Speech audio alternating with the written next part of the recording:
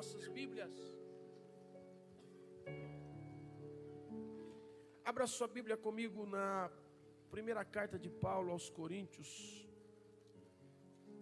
Irmãos, eu quero aproveitar agora e parabenizar. Não tive tempo, mas eu quero parabenizar a liderança dos varões pelo lindo congresso. Parabenizar a todos os varões que se esforçaram, que lutaram para que acontecesse o congresso. Foi algo do céu. Deus se fez presente. Também parabenizar toda a liderança e organização da The Kids pelo congresso no sábado, que também foi uma bênção. Nós acompanhamos e vimos o quanto Deus esteve presente. Agradecer e parabenizá-las. Também parabenizar toda a organização da vigília. Nós fomos surpreendidos de maneira positiva em vermos o apoio da igreja, em vermos as ações dos irmãos e toda a organização ali, para que acontecesse aquele culto, e o resultado foi muito bom. Muitos irmãos comentando, parabenizando. Então, parabéns também à liderança da vigília. Também parabenizar e agradecer a Deus pela vida do irmão Paulo e a liderança dos diáconos e cooperadores, que desde os varões até aqui tem sido assíduo, não tem deixado nenhum dos trabalhos da igreja sem assistência. Isso é muito importante. A gente só percebe que é ruim quando falta, né? Às vezes quando está, por causa da logística perfeita, da organização padronizada, a gente se acostuma com o bom, então a gente nem elogia. Mas quando não acontece, a gente reclama, porque sente falta do que é bom sempre. E nesse caso, eu quero fazer aqui quero ser um pouco diferente. E mesmo sendo bom, quero aqui elogiar cada liderança dos varões, das crianças, da vigília e a diaconia da nossa igreja, pelo esforço. Vocês estão de parabéns. Que Deus continue os honrando, os abençoando. Tenho certeza que para todos nós aqui foi um momento de aprendizado, um momento de entendermos em que área poderíamos melhorar, e também momentos em que nós olhamos e dizemos assim: que coisa linda, né, que aconteceu. E é assim todos os congressos. Nós afinamos ideias para melhorar em algumas áreas, e agradecemos a Deus por ter saído tão bem algumas outras áreas que nós nem esperávamos que acontecesse tão bem, mas no final Deus cuida de tudo. Vamos aplaudir ao Senhor pela vida dessas lideranças. Aplauda o Senhor Jesus pela vida de cada um deles. Primeira carta de Paulo aos Coríntios, capítulo 15. Se vocês achou que o assunto do dízimo foi ruim, então vocês vão ver o que vem agora. Ou nós vamos para o céu, ou o céu vem para a terra.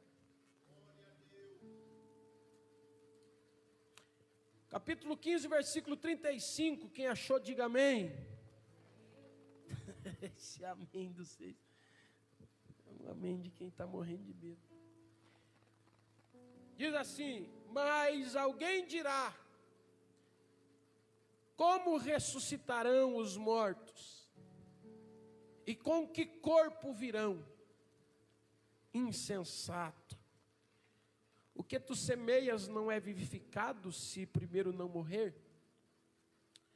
E quando semeais, ou dependendo da sua tradução, diz: quando você semeia, não semeia o corpo que há de nascer, mas o simples grão, como de trigo ou de outra qualquer semente. Mas Deus dá-lhe o corpo como quer, e a cada semente o seu próprio corpo. Nem toda a carne é uma mesma carne, mas uma é a carne dos homens, a outra a carne dos animais, outro a carne dos peixes, outro a carne das aves. E há corpos celestes e há corpos terrestres, mas uma é a glória dos celestes e a outra dos terrestres. Uma é a glória do sol e a outra a glória da lua, a outra a glória das estrelas. Porque uma estrela difere em glória de outra estrela. Assim também a ressurreição dos mortos. Semeia-se o corpo em corrupção, ressuscitará em incorrupção. Semeia-se em vergonha, dependendo da sua tradução, diz ignominia, ou desonra, dependendo da sua tradução, ressuscitará em glória. Semeia-se em fraqueza, ressuscitará com vigor, ou dependendo da sua tradução, com poder. Semeia-se corpo animal, ressuscitará corpo espiritual. Se há corpo animal, há também corpo espiritual. Assim está também escrito: o primeiro homem, Adão, foi feito alma vivente. O último, Adão, em espírito vivificante. Mas não é o primeiro o espiritual, senão o animal. E agora, depois, o espiritual. O primeiro homem da terra é terreno. O segundo homem, o Senhor, é do céu.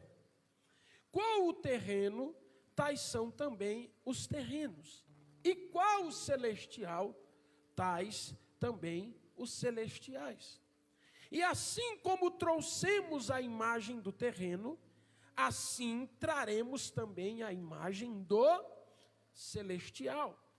E agora digo isto, irmãos, que carne e sangue não pode herdar o reino de Deus, nem a corrupção herda a incorrupção. Eis aqui vos digo um mistério. Na verdade, nem todos dormiremos, mas todos seremos transformados.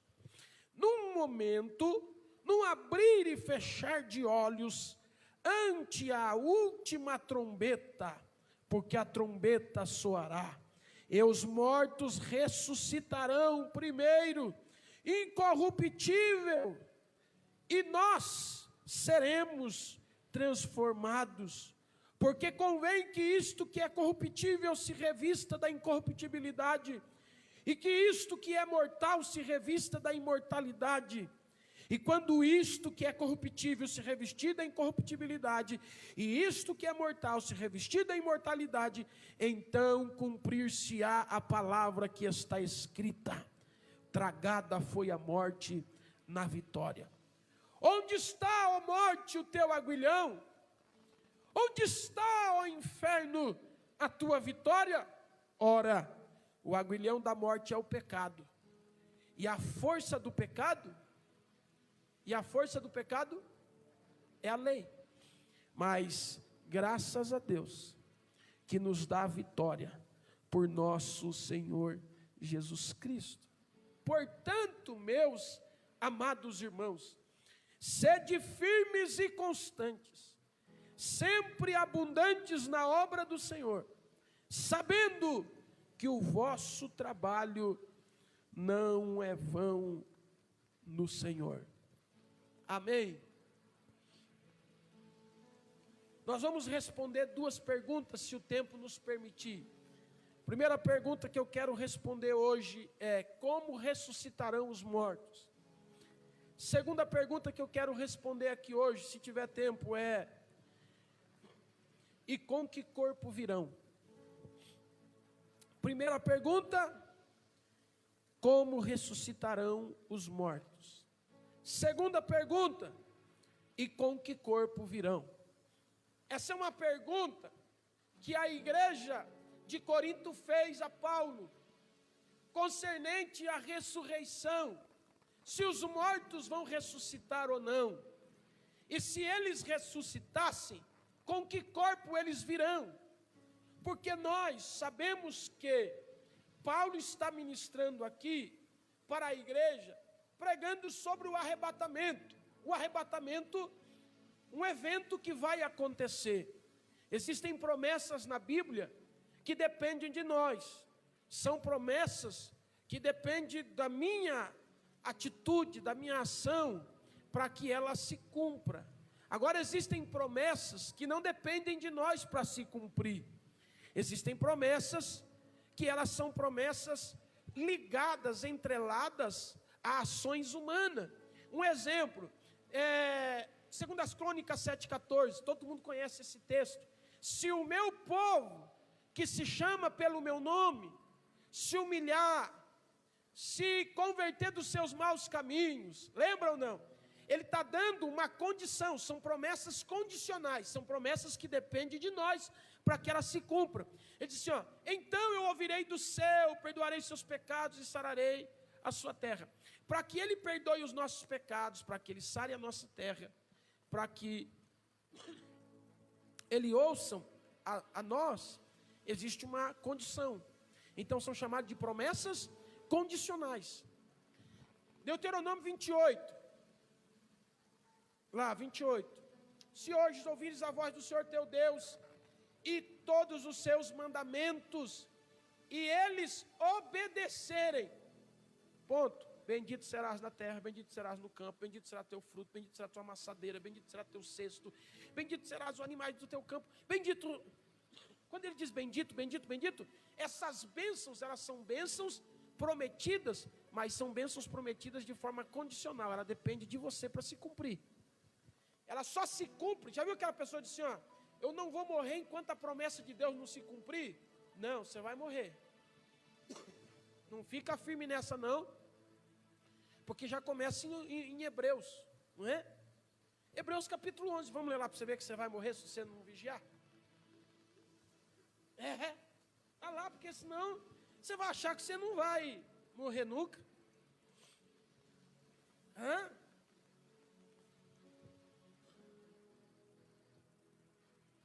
Vamos lá.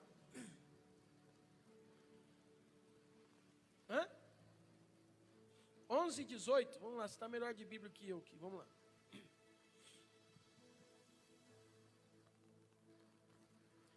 Não é o 18 não. Vamos lá aqui, no versículo 37.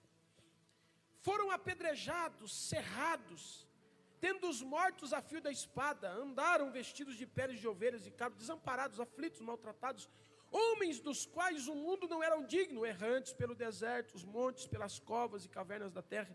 E todos estes, tendo tido testemunho pela fé, morreram sem alcançar a promessa. Dependendo da sua tradução, vai dizer, tem aí a tradução nova, aí diz, e não alcançaram a promessa, provendo Deus alguma coisa melhor a nosso respeito, para que eles, sem nós, não fossem aperfeiçoados. Então diga o pessoal que está do seu lado, quem tem promessa de Deus morre.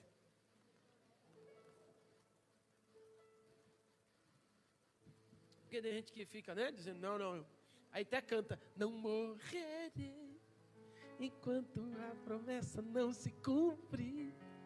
Quem tem promessa de Deus não morre não. Eu posso até profetizar, mas dizer que é uma verdade bíblica não é. A verdade bíblica diz que é promessas condicionais. Condicional. Agora existem promessas incondicionais. as promessas condicionais, elas só se cumprem se houver uma ação tua. Agora, promessas incondicionais não dependem da sua ação, elas se cumprem. Exemplo, se você tiver crente, o arrebatamento vem, sim ou não? Se você não tiver crente, o arrebatamento vem, sim ou não? Porque não depende de você. Porque senão você vai dizer, senhor, espera um pouquinho, não estou legal ainda, quando eu ficar chique, mil, aí o senhor pode vir. Não, existem promessas que não dependem. Deus é fiel a você. Ele prometeu ser fiel a nós, é uma promessa de Deus. Mas ele disse assim, mesmo que o homem seja, todavia, ele, porque não pode negar a si mesmo. Então, existem promessas que são incondicionais. O arrebatamento é uma promessa incondicional. Se você estiver bem, Jesus vai vir. Se você não estiver bem, Jesus vai vir. Se você estiver cheio, Jesus vai vir. Se você estiver vazio, Jesus vai vir. Se você estiver na igreja, Jesus vai vir. Se você não estiver na igreja, Jesus vai vir. Porque o que há de vir, virá. E não tardará. Quer ver que ele virá? Abra sua Bíblia em Tessalonicenses. Vamos ler lá. 1 Tessalonicenses capítulo 4, versículo 15. Ele virá. Ele vai vir. Vamos lá. Capítulo 4, versículo 15.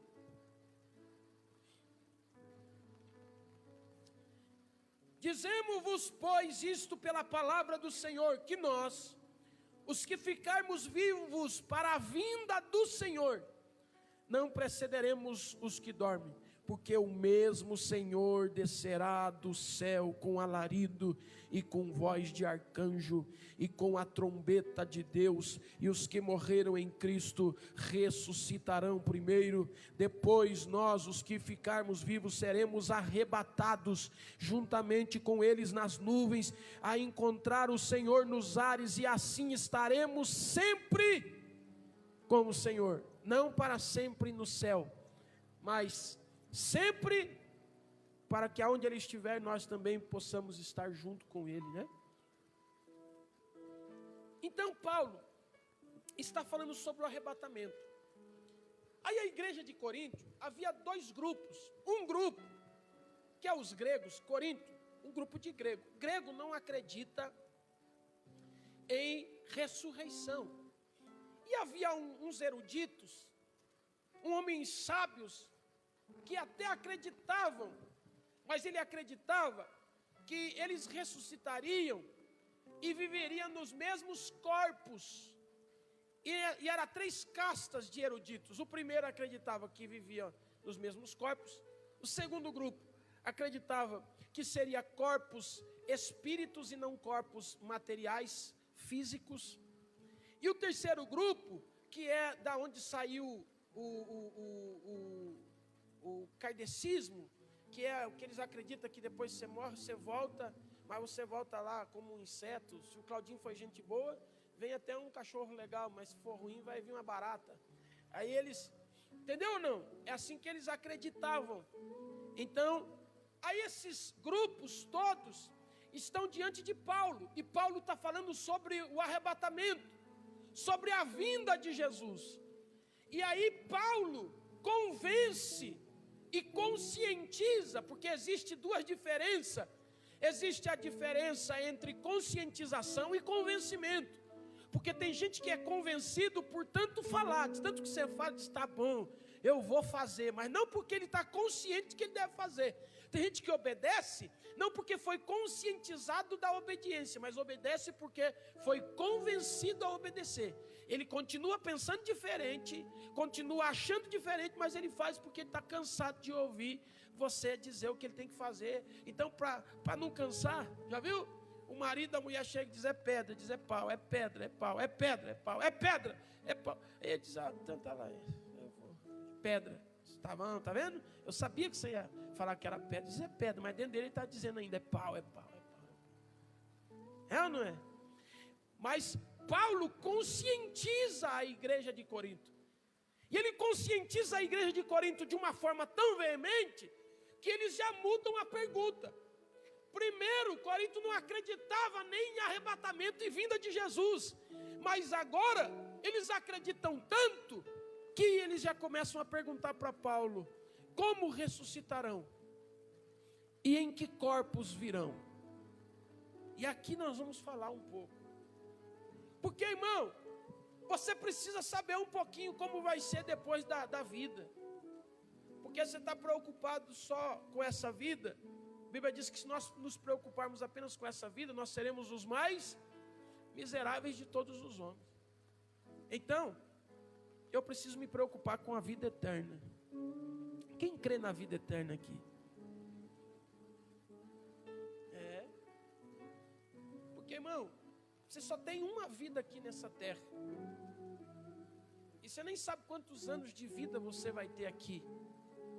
Mas agora, após a morte, a Bíblia diz que segue-se o juízo. Então, depois da morte, não acabou a tua vida. Não, eu morri, acabou. Não acabou, não, aí que começa. Porque quando, aqui nós vamos entender o texto que diz, quando a semente morre, aí então que nasce a vida de fato da árvore que estava dentro daquela semente e que ainda não tinha existido, porque era apenas uma semente. O que nós somos? Uma semente. A Bíblia diz que Jesus é a semente de Deus e nós, a semente de Adão e de Eva. Agora nós vamos um dia para a eternidade.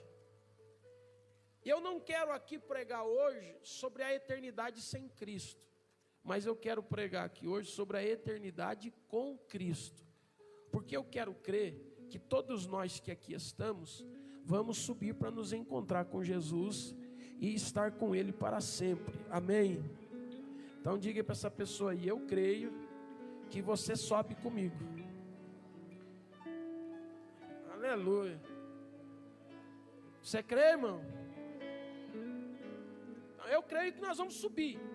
Baseando-se, porque isso é a fé, essa é a fé de Corinto, porque a igreja de Corinto, elas creram tanto no arrebatamento, que elas perguntaram para Paulo, viu, mas nós estamos entendendo, você está falando aí, mas pelo que nós estamos vendo, se Jesus demorar para vir, nós vamos morrer.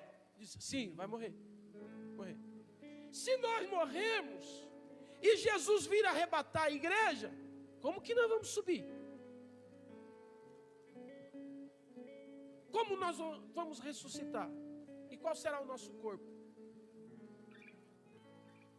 Aí tem gente que está esperando morrer para ser arrebatado. Mas Paulo dá uma palavra de esperança para nós aqui, no versículo 51. Ele diz, aqui eu vos digo um mistério. Qual?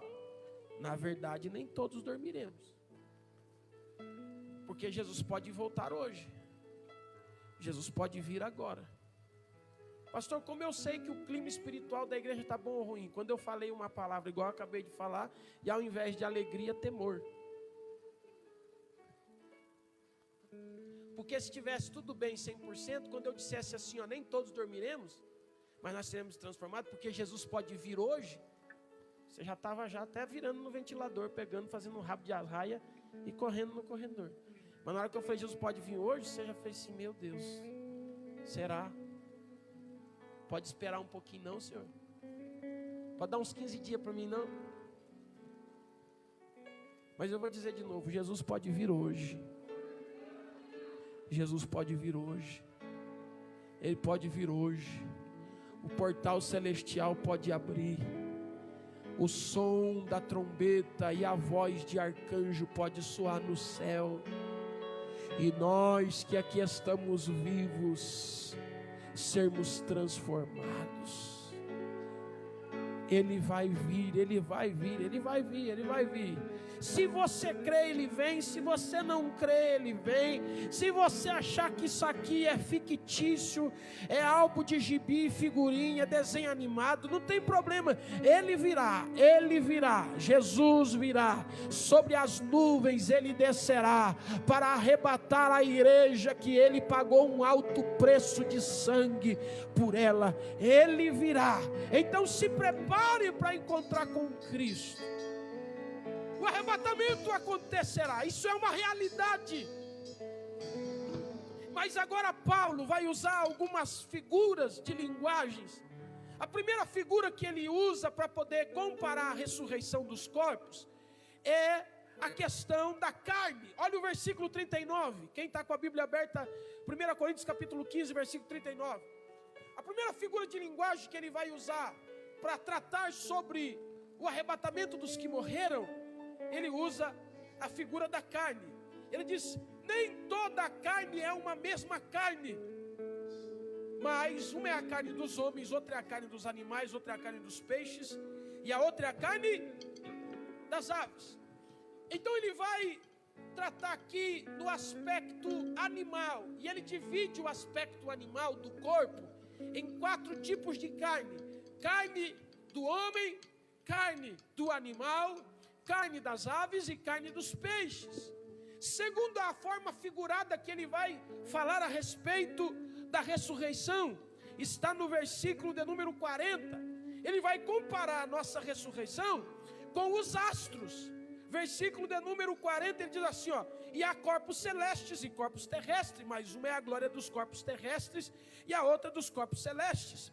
Uma é a glória do sol, outra é a glória da lua, outra é a glória das estrelas, porque cada uma das estrelas difere em glória uma da outra.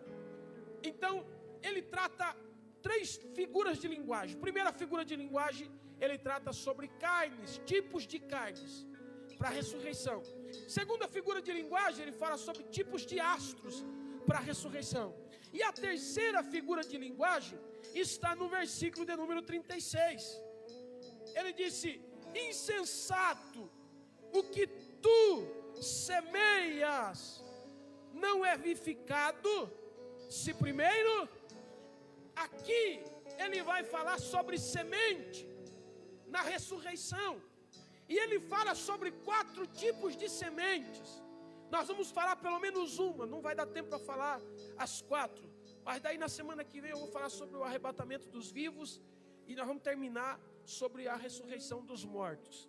Mas nós vamos falar hoje pelo menos uma da semente. Olha o que ele vai dizer aqui. Versículo de número 42. Vamos lá. Versículo 42. Assim também a ressurreição dos mortos. Ele compara 3, semente, astros e carnes, e ele diz: é assim que é a ressurreição dos mortos. E agora ele vai detalhar cada uma dos sentidos de figura e comparar com a ressurreição. E no versículo 42 ele diz assim: semeia-se o corpo em corrupção, vai ressuscitar um corpo incorruptível. Primeiro tipo de semente, corruptível. Segundo tipo de semente, versículo 43, semente da vergonha, ou semente da ignominia. Terceiro tipo de semente, ele diz, semente da fraqueza. E o quarto tipo de semente é a semente animal, ou a semente carnal, natural. Então ele divide 4 tipos de semente para falar sobre 4 aspectos do nosso corpo na ressurreição. Suponhamos que Jesus não venha enquanto você vive, mas ele venha após você partir, ou o seu avô, sua avó, os seus amigos que partiram para a eternidade. Com Cristo, aqui Paulo vai dar 4 características do corpo ressurreto. Primeiro, ele vai dizer que quando nós morremos em um corpo corruptível. O que é um corpo corruptível? É um corpo que está sujeito a um processo natural. Qual é o processo natural? Nasce, cresce, envelhece e isso é um corpo corruptível.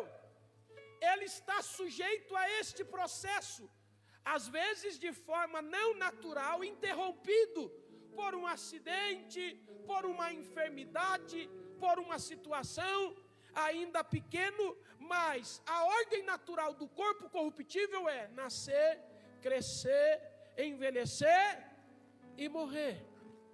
Agora, o que Paulo está dizendo é, a primeira característica do corpo humano. Todos nós estamos sujeitos a este processo. Não tem como você escapar. Não existe pílula milagrosa. Você pode tomar pílula do crescimento, pílula do emagrecimento, pílula do engordar, pílula do emagrecer.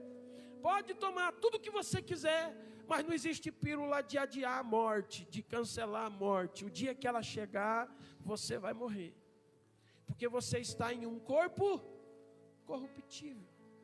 O que é um corpo corruptível na medicina? 2 tipos de corpos corruptíveis. Um é antes da morte e o outro é pós-morte. A pós-morte eu já disse aqui uma vez, e eu acho que vocês todos se lembram, o corpo pós-morte é o corpo que depois que você morre, depois de 3 dias, uma bactéria desenvolve dentro do seu corpo, pela ausência de oxigênio e de todos os órgãos estar funcionando, desenvolve uma bactéria chamada corrupção. E essa bactéria vira então um bichinho e come o seu corpo tudinho. Ele vai tirando tudo, vai comendo tudo, aqueles bichinhos. Isso se chama corrupção. É porque o teu corpo morreu, os órgãos não se movimentam mais, essa bactéria entende que não tem mais funcionalidade o teu corpo, então ela começa a corroer para poder destruir tudo o que você tem. Isso é corrupção. E existe a corrupção antes da morte. O que é a corrupção antes da morte? Segundo a medicina, são alimentos impróprios, são coisas que nós digerimos, que nós nos alimentamos, que nós bebemos, e que vai diminuindo, que vai acelerando a chegada da morte e diminuindo a expectativa de vida.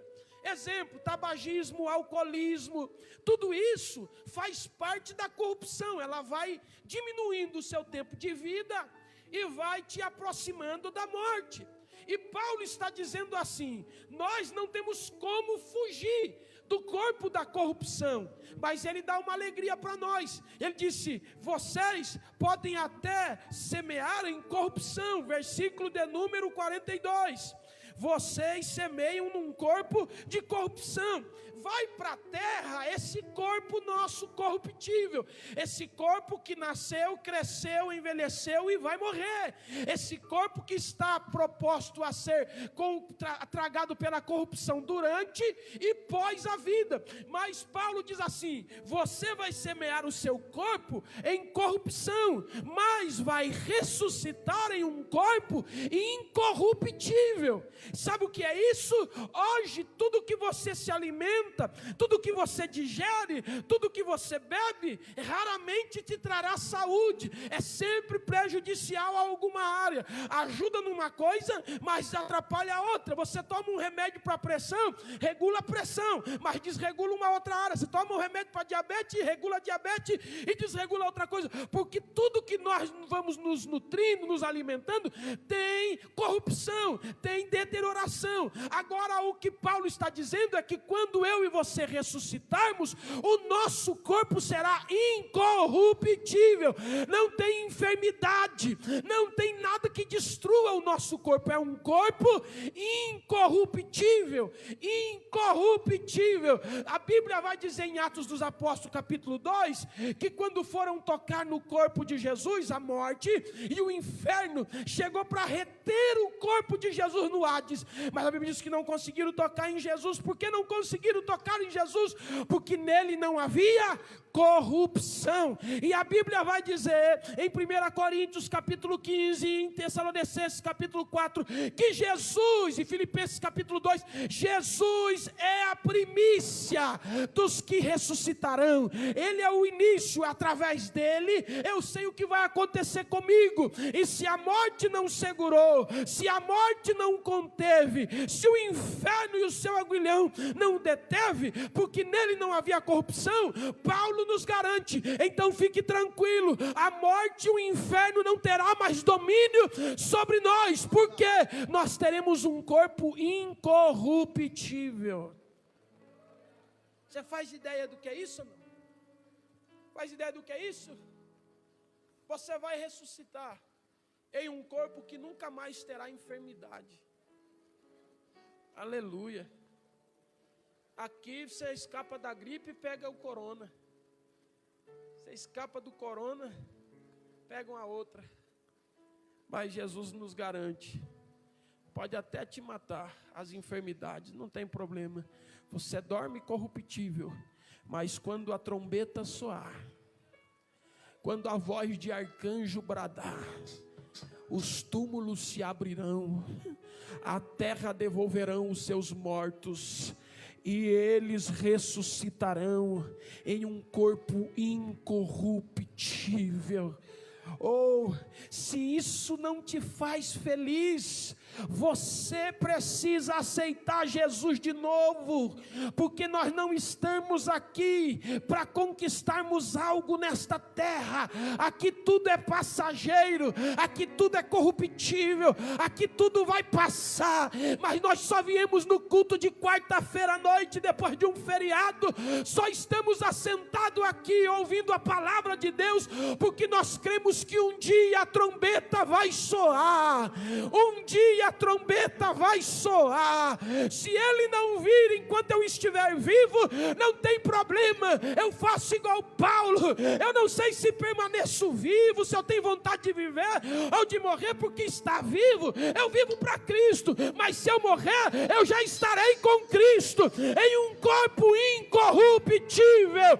Deus nesta noite está dizendo para mim e para você, mesmo que aqui na terra você tenha diabetes, você tenha gastrite, artrite, sinusite e tudosite que tiver, mesmo que você tenha uma vida aqui desregrada da sua saúde, por mais que você tenta controlar, descansa o teu coração, é só um pouquinho, daqui a pouco você será transformado em um corpo incorruptível. Isso é maravilhoso.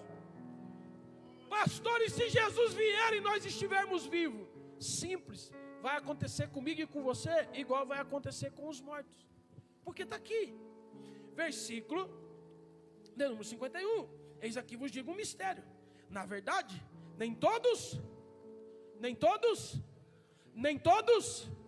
ele está dizendo, vai ter um grupo que vai morrer, e vai precisar da ressurreição, mas tem um grupo que quando Jesus vir, vai continuar vivo. Ele diz, na verdade, nem todos dormiremos, mas, entretanto, todos, diga comigo, todos, os mortos e os vivos, todos seremos transformados. Jesus quer te dar vida eterna. Qual é a primeira característica da vida eterna? É uma vida incorruptível. Se prepare para viver sem enfermidade. Se prepare para viver, porque aqui quando se fala de enfermidade, não é só enfermidade física, mas é também enfermidade emocional. Hoje quantas coisas abalam as nossas estruturas emocionais, quantas coisas influenciam no nosso comportamento, estresse, labutas do trabalho, dificuldades de relacionar-se em família, dificuldade de relacionar-se como comunidade, ou numa igreja, ou numa empresa, ou numa sociedade do bairro, da cidade, do estado, do país. Nós sofremos doenças psicossomáticas diariamente por causa das dificuldades e dos desafios do nosso século, mas mesmo passando por tudo isso, Paulo nos garante pela luz da Bíblia que nós seremos semelhantes à ressurreição de Cristo. A corrupção não nos tocará nunca mais. Então toda a depressão acabou, tanto que o próprio Cristo vai dizer para João, escreve o que você vai ouvir agora. O que? Quando chegar aqui, eu enxugarei dos seus olhos todas as lágrimas. Está falando da nossa tristeza diária, das lutas que enfrentamos, das coisas coisas que passamos e nos entristecemos. Agora, irmão, eu quero dizer algo para você. Por mais que seja difícil a sua vida aqui na terra, você tem que se alegrar. Por que se alegrar? Porque a nossa esperança está no arrebatamento. Aqui tudo vai passar, mas se eu e você esperarmos só nesta vida, nós vamos viver como miseráveis homens. Mas se nós esperarmos a nossa redenção gloriosa que virá, se prepare para ser feliz no meio de tribulações. E é por isso que Paulo disse: esta leve e momentânea tribulação, esta leve e momentânea tribulação. Paulo está feliz, Paulo está contente.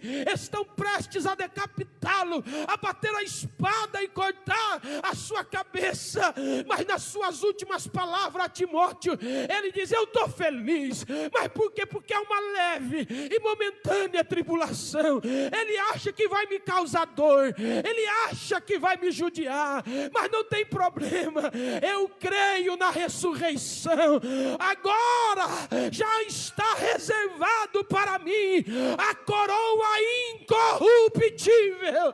Oh glória! Paulo estava declarando: posso até morrer, mas quando eu ressuscitar, a morte não terá mais domínio sobre a minha vida. Você crê nisso? Pastor, eu vou no culto, eu vou na igreja, eu faço, mas qual é o propósito? É ir morar no céu? É ser arrebatado? É estar com Jesus para sempre? Aí ele termina no versículo 56: portanto, meus irmãos, sede fortes, sede firmes e constantes, sempre abundantes na tua casa. Não? Não é na casa? Então eu errei. Coloca o texto para eu ouvir, meu filho. 58. Portanto, meus amados irmãos, vou contar até 3, você lê.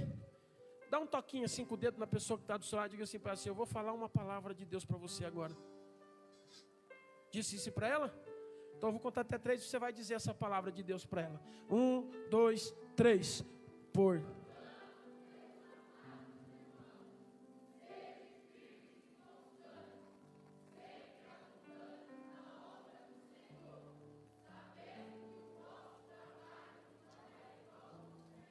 Amém. Não é vão, tem um corpo incorruptível te esperando. Deus tem preparado um corpo incorruptível. Amém? Nos coloquemos de pé. Quarta que vem nós vamos falar sobre os outros 3 tipos de corpos, ou as características do corpo da ressurreição. Tem coisa muito interessante que nós vamos falar na próxima semana sobre digestão, combustão, porque hoje você precisa se alimentar, você tem que ir no banheiro. Por quê? Porque tudo que você se alimenta precisa passar por um sistema digestivo. E o corpo glorificado, como vai ser esse corpo da ressurreição? É corpo ou é só espírito? Vai ter um corpo ou não vai ter um corpo? Como será? Nós vamos aprender para que a gente fique com mais vontade de morar no céu. Amém, irmãos? Sexta-feira começa o congresso das irmãs. Não falte. Convide alguém. Convide alguém. As irmãs estão orando a semana inteira aqui. A igreja está em oração. Nós estamos vindo de vários momentos de oração. De sábado para domingo agora, de sexta para sábado, os jovens vão estar na igreja orando. De que hora a que hora? Da meia-noite até às 6 da manhã. Uma vigília de oração ininterrupta. Venha. Você que quer orar, venha orar. E você pode viver esse momento junto. Deus fez algo extraordinário nos varões e vai fazer algo extraordinário nas irmãs e continuará fazendo nos jovens, nos adolescentes, como foi na The Kids. Deus tem coisas grandes para nós. Pastor, mas por que tanta festa assim? Por que tanto culto? Por que eu não posso? Porque nós temos que ser firmes e constantes. e abundantes na obra do Senhor. Abundantes, abundante, abundante, abundante. Tudo que você for fazer para Jesus tem que ser abundante. Tem que ser coisa volumosa, coisa grande, coisa maravilhosa, coisa... Não, vai orar 10 minutos, não, vai orar 6 horas já. Mas por quê? Abundante, abundante, abundante. Mas eu vou ficar com a minha carne tão cansada. A carne vai ficar cansada, mas o Espírito vai ficar pronto para receber tudo que o céu tem para nós. Amém? Então vem orar. Domingo pela manhã, Escola Bíblica Dominical e o encerramento do Congresso das Irmãs. E à noite o nosso culto de família. Todo culto da família no domingo à noite nós estamos orando para Jesus salvar a alma. Então traga uma alma pelo menos. Evangelize alguém e traga para o culto. Tá bom? Há alguém entre nós que hoje quer reconciliar com Jesus, quer voltar para Jesus hoje, dizer, olha pastor, eu vou me reconciliar hoje com Jesus, eu quero voltar para os caminhos do Senhor. Tem alguém? Se tem alguém, dê um sinal com a sua mão, nós vamos orar por sua vida. Há alguém? Pastor, eu senti que essa mensagem é para mim, eu preciso voltar hoje, firmar mesmo. Tem? Se Jesus vier hoje, está pronto?